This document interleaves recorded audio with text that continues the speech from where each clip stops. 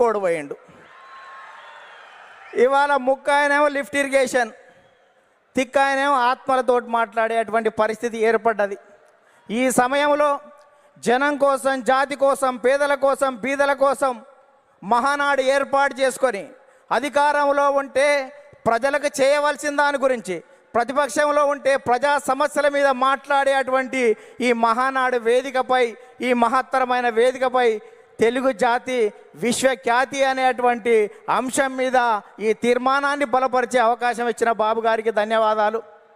సోదరులారా, స్వర్గీయ నందమూరి తారక రామారావు గారి మనందరి ఆరాధ్య దైవం, తెలుగువాడి ఆత్మగౌరవానికి ప్రతీక, నమ్మిన సిద్ధాంతాల కోసం మడమ తిప్పని యోధుడు, ఎందరికో రాజకీయ జన్మనిచ్చిన కారణ జన్మడు, సినీ వినీలాకాశంలో రారాజుగా వెలుగుతున్నటువంటి సమయంలో రాష్ట్రంలో, కేంద్రంలో ఉన్నటువంటి పరిస్థితి చూసి ఢిల్లీ పురవీధుల్లో దిగజారుతున్న తెలుగువాడి ఆత్మగౌరవాన్ని పరిరక్షించాలని, తెలుగువాడి ఆత్మగౌరవం అంగట్లో అమ్మే సరుకు కాదని నిరూపించాలని, గాఢాంధకారంలో ఉన్న తెలుగు జాతికి వెలుగులు ప్రసాదించాలని, రాష్ట్రంలో ఉన్నటువంటి ఆర్థిక అసమానతలు, సాంఘిక దురాచారాలు, ఇవాళ నిరుద్యోగం, నిరక్షరాస్యత ఇటువంటివి పారదోలాలని, పేదల కోసం, బీదల కోసం, బడుగు జనం కోసం, పల్లె ప్రజల కోసం, అణగారిన జనాల అభివృద్ధి కోసం ఆదర్శవంతమైనటువంటి విధానాల ద్వారా తెలుగుదేశం పార్టీకి శ్రీకారం చుట్టాడు అని ఈ సందర్భంగా గుర్తు చేస్తున్నా.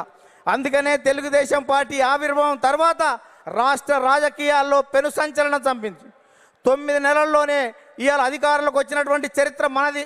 భారతదేశ రాజకీయాల్లో సంచలనాలు సృష్టించినటువంటి చరిత్ర మనది. ఒక ప్రాంతీయ పార్టీగా ఉండి భారత పార్లమెంట్లో ప్రతిపక్ష స్థాయిలో కూడా ఉండగలమని నిరూపించినటువంటి చరిత్ర మనది. భారత ప్రధానమంత్రులు, రాష్ట్రపతుల ఎన్నికలో కూడా ప్రధానమైన భూమిక పోషించినటువంటి చరిత్ర తెలుగుదేశం పార్టీ. అందుకనే తెలుగుదేశం పార్టీ ఆవిర్భావం తర్వాత గ్రామాలకు మౌలిక సౌకర్యాలు అందాయి, ప్రజలకు సంక్షేమ ఫలాలు అందాయి, ప్రజలకు రాజకీయ చైతన్యం వచ్చింది, బలహీన వర్గాలకు రాజకీయ జీవితం వచ్చింది అని ఈ సందర్భంగా గుర్తు చేస్తున్నా. సామాజిక మార్పులకు స్వాగతం పలికాం, ఆర్థిక అభివృద్ధికి అందలం వేశాం, నిమ్న జాతర ఉద్ధరణ కోసం, బడుగు జనోద్ధరణ కోసం బాటలు వేశాము అని సందర్భంగా గుర్తు చేస్తున్నాను. అందుకని సోదరులారా,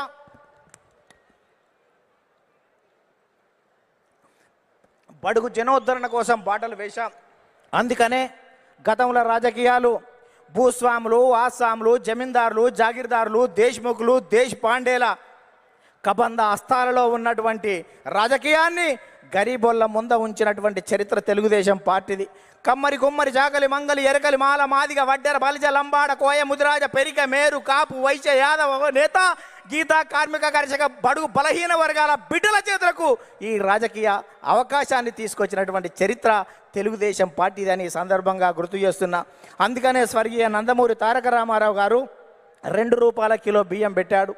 ఆ రోజు ఉన్నటువంటి తినేవాడికి తిండి, ఉండడానికి ఇల్లు, కట్టుకోవడానికి బట్టలు ఉండాలని 2 రూపాయల కిలో బియ్యం పెడితే 30 సంవత్సరాల క్రితం, 40 సంవత్సరాల క్రితం తెలుగుదేశం పార్టీ పెడితే ఈ దేశంలో ఆహారత భద్రత చట్టం మనం పెట్టిన దానికి 20 సంవత్సరాల తర్వాత ఆహారత భద్రత చట్టం వచ్చింది.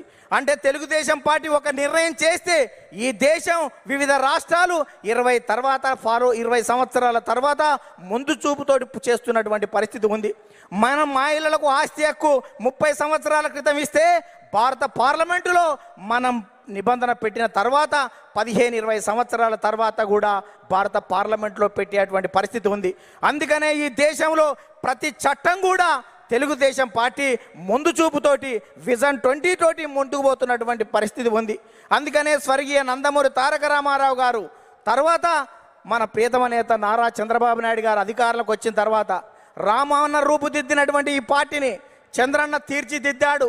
అందుకనే విద్యకు ప్రాధాన్యత ఇవ్వాలనే ఉద్దేశంతో ఇవాళ సమైక్య రాష్ట్రంలో 23,000 పాఠశాలలు, 1,047 ఉర్దూ పాఠశాలలు, 40 రెసిడెన్షియల్ పాఠశాలలు, 4,352 అప్పర్ ప్రైమరీ స్కూళ్ళు, 906 ప్రైవేట్ జూనియర్ కళాశాలలు, 362 ప్రభుత్వ జూనియర్ కళాశాలలు, 131 ఇన్సెంటివ్ జూనియర్ కళాశాలలు, 1,295 డిగ్రీ కళాశాలలు, 275 బీఈడి, 276 ఎంసీఏ, 206 ఎంబీఏ, 188 ఇంజనీరింగ్ కాలేజీలు, ఇవాళ 26 మెడికల్ కాలేజీలు, 24 ఫిజియోథెరపీ కాలేజీలు ఏర్పాటు చేసి 31 నర్సింగ్ కాలేజీలు ఏర్పాటు చేసి 31 ఫార్మసీ కాలేజీలు ఏర్పాటు చేసి ఇవాళ 1,60,000 టీచర్ పోస్టు భర్తీలు చేసి 60,000 విద్యా వాలంటీర్ల నియామకం చేసి కిలోమీటర్కి ఒక ప్రాథమిక పాఠశాల, 3 కిలోమీటర్లకు ఒక ఉన్నత పాఠశాల, మండలానికి ఒక జూనియర్ కళాశాల, రెవెన్యూ డివిజన్కి ఒక ఇంజనీరింగ్ కళాశాల, జిల్లాకు ఒక మెడికల్ కాలేజీ ఏర్పాటు చేసి 17% అక్షర శాతాన్ని పెంచి ప్రపంచవ్యాప్తంగా వస్తున్నటువంటి అవకాశాలని పునికి పుచ్చుకొని వెతికి పట్టుకునే దమ్మును, ధైర్యాన్ని, చైతన్యాన్ని, స్ఫూర్తి ఇచ్చినటువంటి చరిత్ర మన నారా చంద్రబాబు నాయుడు గారిని ఈ సందర్భంగా గుర్తు చేస్తున్నా. అందుకనే యువత నేడు నారా అంటే రా రా అని పిలుస్తున్నటువంటి తరుణం ఆసన్నమైంది అని ఈ సందర్భంగా